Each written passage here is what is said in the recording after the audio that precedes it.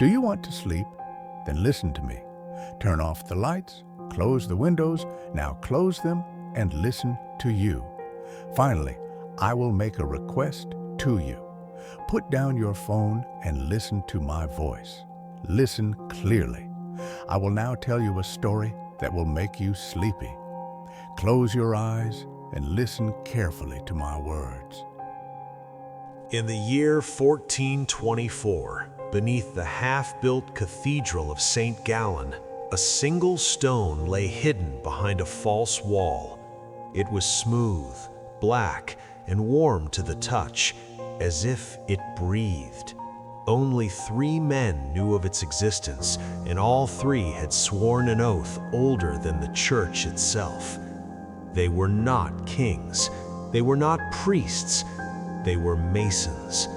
By daylight, they cut stone and raised towers for God and nobility.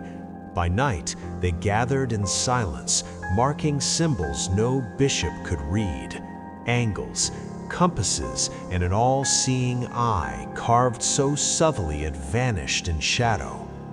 The stone was called the Memory, and legend claimed it could remember everything it had ever seen. Empires rising, blood spilled, promises broken.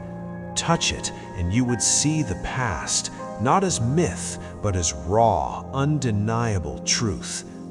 That night, Master Mason Elias Vorn placed his hand upon it. He screamed, not in pain, but in revelation. He saw Rome burning. He saw kings kneeling before invisible men. He saw maps being redrawn by hands that never appeared in history books. And above all, he saw a future where power no longer wore crowns, but masks. When Elias pulled his hand away, he was no longer the same. "If this stone is found," he whispered, voice trembling, "the world will never belong to those who think they rule it."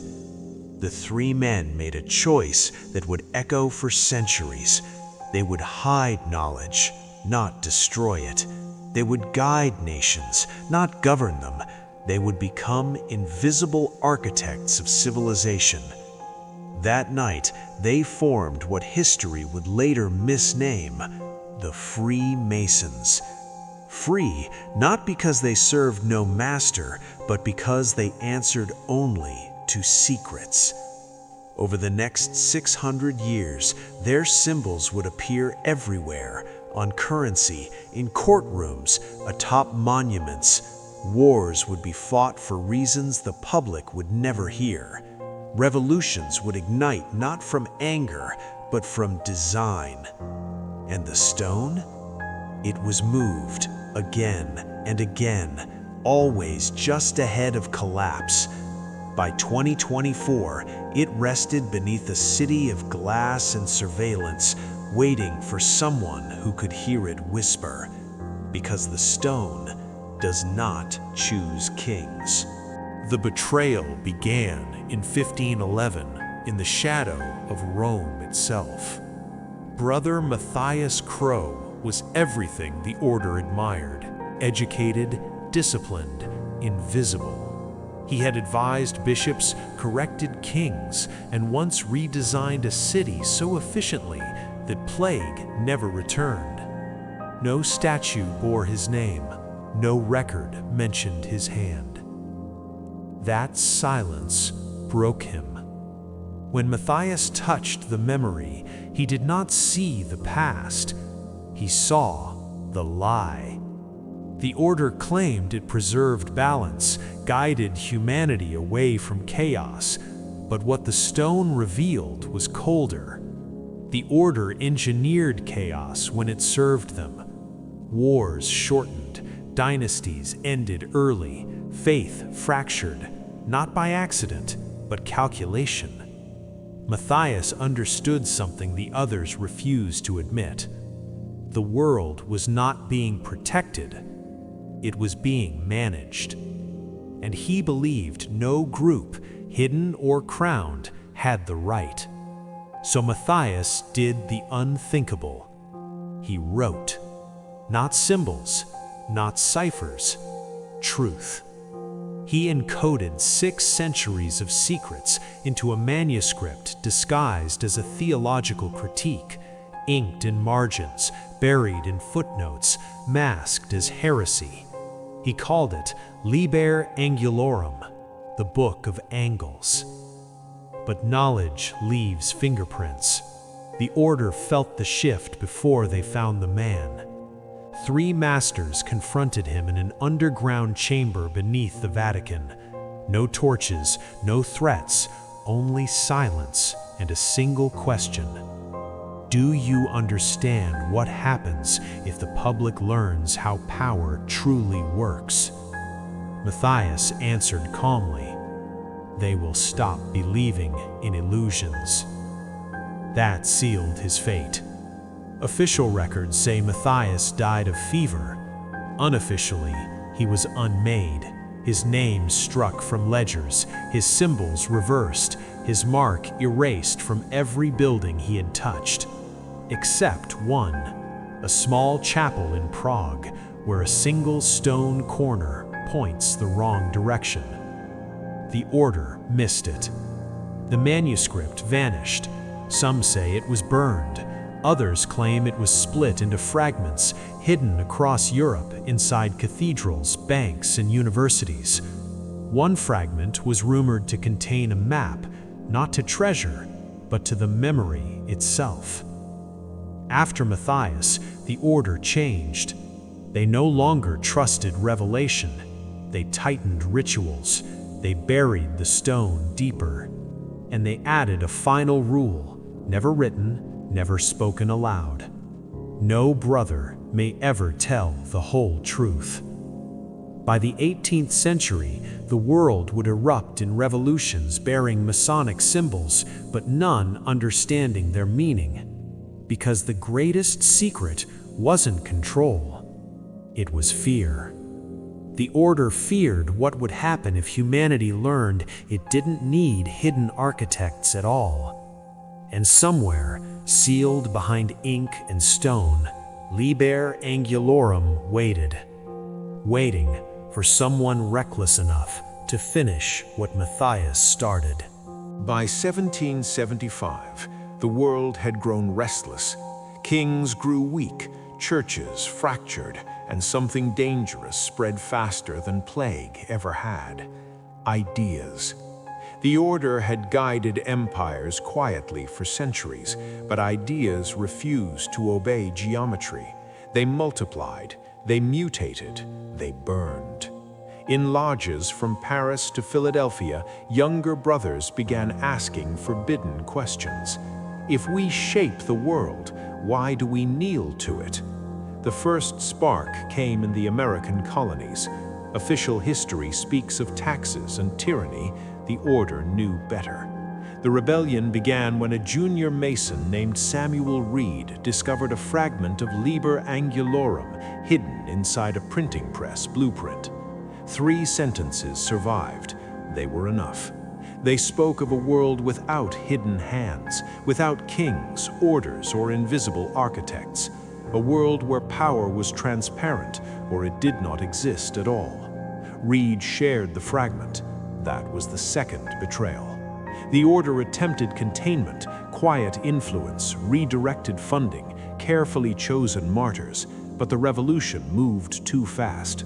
The people did not rise because they were guided. They rose because they no longer believed guidance was necessary. For the first time in 6 centuries, the order lost control of an outcome. France was worse. In 1789, Paris collapsed into madness. Guillotines replaced compasses. Brotherhood turned on brother. Lodges were stormed. Symbols dragged into the streets and misunderstood. One master, Etienne Marot, made a desperate choice. He ordered the memory moved again. This time beneath a structure not yet completed, a monument meant to symbolize freedom, reason, and human progress. Its capstone was unfinished, its apex deliberately missing. The world would later call it a symbol of liberty. The order knew it as a warning.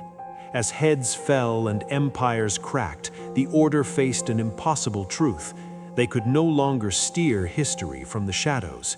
Too many eyes were open, too many lies had collapsed, too many brothers remembered Matthias. So the order adapted. They retreated from politics and stepped into something far safer: systems. Banks instead of thrones, institutions instead of armies, education instead of doctrine. Control no longer needed secrecy, only complexity. By 1799, the revolutions ended, not because freedom had won, but because exhaustion had. The order survived, but it was forever changed.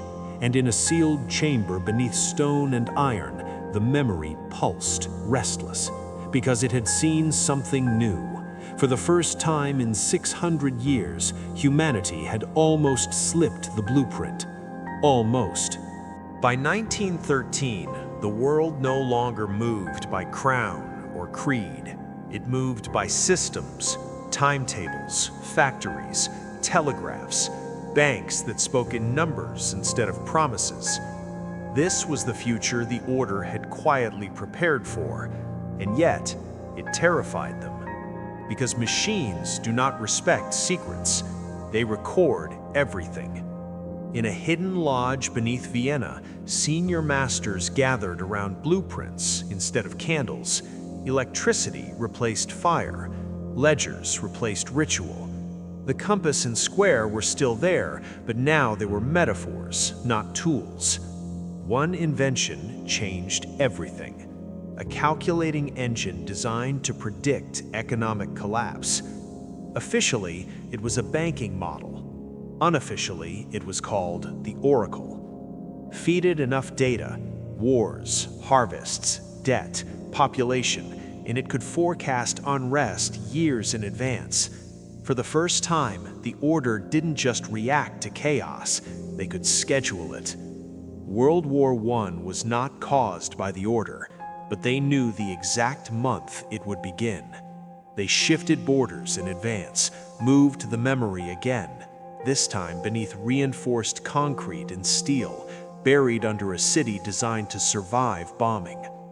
When the war ended, the world begged for stability. The order offered structure. Then came 1939. This time, the Oracle miscalculated. A faction within the order believed fear could be engineered indefinitely, that humanity could be broken, reshaped, perfected. They backed regimes obsessed with control, purity, and absolute order. They were wrong. The war that followed burned symbols, cities, and millions of lives. The order fractured internally for the first time since Matthias. Brothers erased brothers. Entire lodges vanished overnight. And somewhere amid the rubble, the memory screamed. It had never seen destruction at this scale. After the war, a final doctrine was adopted. Never written, never voted on, but obeyed absolutely. Never again allow a single ideology to dominate the world. Instead, they would allow many, conflicting, noisy, distracting. Democracy, capitalism, communism, consumerism, each competing, none allowed to finish the game. By 1969, humanity reached the moon. The order watched silently. They did not celebrate. Because the Oracle had begun producing anomalies, future paths it could not calculate, variables it could not resolve. Human unpredictability was increasing, and buried beneath layers of concrete, data, and forgotten oaths, the memory began to change. It no longer showed only the past, it began to show possible futures. Some of them ended with the order gone. Part 5 will enter the digital age, where secrets struggle to survive, and the greatest conspiracy risks being exposed by a single click. By 1995, the world had become transparent without realizing it. Screens multiplied, wires wrapped the planet, information moved faster than intention. The Order, masters of silence, found itself living inside a machine that remembered everything. The Oracle was obsolete. Algorithms replaced it, learning systems fed by human behavior itself. Every click, purchase, message, and hesitation became data. The Order no longer needed to predict chaos. Humanity predicted itself. At first, this seemed like victory. Power was distributed but monitored. Freedom expanded but recorded. People spoke freely, unaware that patterns were louder than confessions. The Order shifted again, from architects to curators. They no longer asked what should happen. They asked, what will people accept? But something unexpected occurred.